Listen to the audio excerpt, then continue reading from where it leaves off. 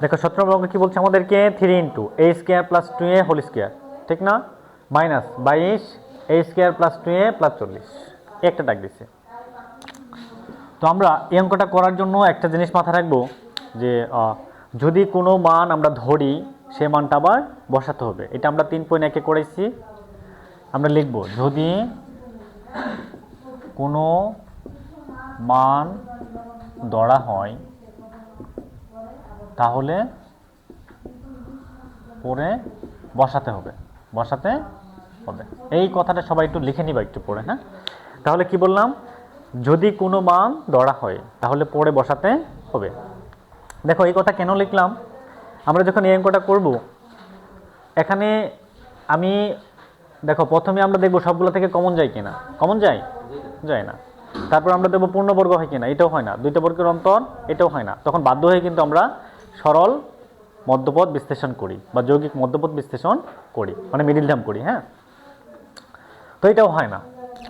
তখন আমরা কি লিখবা, তখন লিখবা যে ধরি, সমাধানটা হচ্ছে ধরি এ স্কোয়ার প্লাস 2a, এ স্কোয়ার প্লাস 2a, এটাকে ধরবা পি, কি ধরবা পি, অথবা এক্স অথবা ওয়াই অথবা জেড, মানে এ ছাড়া বাকি সবগুলো মান তোমরা ধরতে পারো, বাকি সবগুলো চলক কি তোমরা ধরতে পারো। তাহলে আমরা প্রদত্ত রাশিটা কি হয়, প্রদত্ত রাশি কি হয়, এখানে কত আছে 3, এইটুকে কি ধরছো পি, এইটুকে কি ধরছো পি, এই যে পি, 3 ইন্টু হিসেবে আছে না, ইন্টু দিচ্ছি, উপরে কি আছে এ স্কোয়ার, মাঝখানে কি চিহ্ন মাইনাস, কত 22, এটাতে কি ধরছো পি, মাঝখানে কি চিহ্ন প্লাস, থাকে কত 40। এই যে দেখো আমার মিডিল টার্মে এসে পড়ছে। এরপরে আমাদের কাজ কি, যে এই যে এই 3 দিয়ে মানে পি স্কোয়ারের শখ কত 3 না, এই 3 দিয়ে এটাকে কি করব গুণ করব, 3 দিয়ে এটাকে কি করব গুণ করব, গুণ করো 40 ক্রস 3, 3 0 0, 3 4 12, কত হয়েছে 120, 120। এখন এটাকে আমরা কি করব, লসাগু করব, 2 60 দোকানে 120, তাই না, 30 দোকানে 60, 2 15 দোকানে 30, 3 5 15। আমরা কি বলছিলাম, এখানে যত সংখ্যা হোক না কেন আমরা দুইটা সংখ্যায় রূপান্তরিত করব, দুইটা সংখ্যায় রূপান্তরিত করব।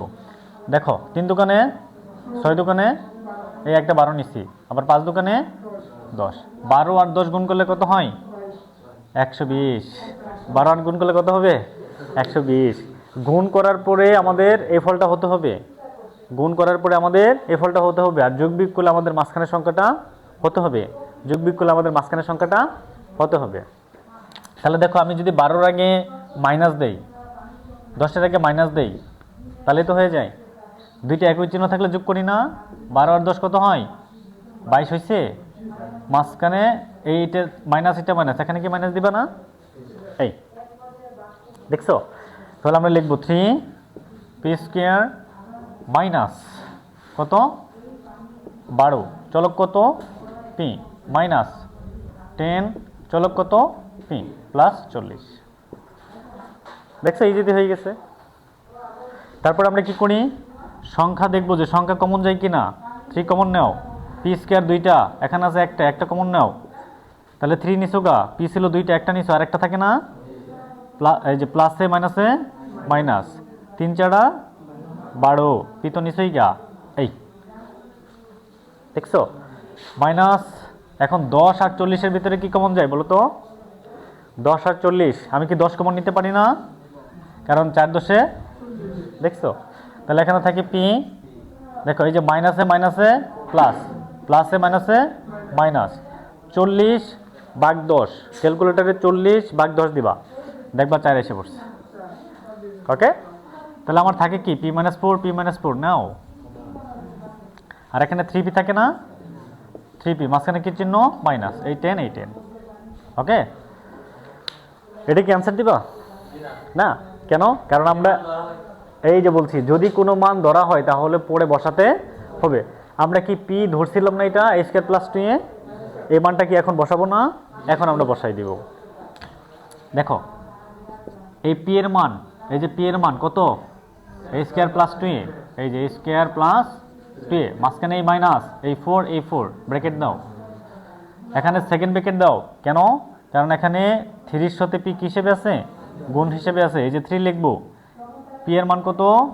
এইটা, এ স্কোয়ার প্লাস, এই যে স্কোয়ার প্লাস পি, মাঝখানে মাইনাস, এই 10। এখানে সেকেন্ড ব্র্যাকেট দিবা। মাঝখানে ফার্স্ট ব্র্যাকেট থাকলে পরে কি দিতে হয়? Second bracket. এটা যা আছে তাই, এ স্কোয়ার প্লাস 2a মাইনাস 4। 3 দিয়ে এটাকে কি হিসেবে আছে? গুণ হিসেবে না? গুণ করে দাও। 3a স্কোয়ার ব্র্যাকেট দাও, প্লাসে প্লাসে প্লাস, 3 দুগুণে 6, 6 এ মাইনাস 10। এটাই আমাদের আনসার।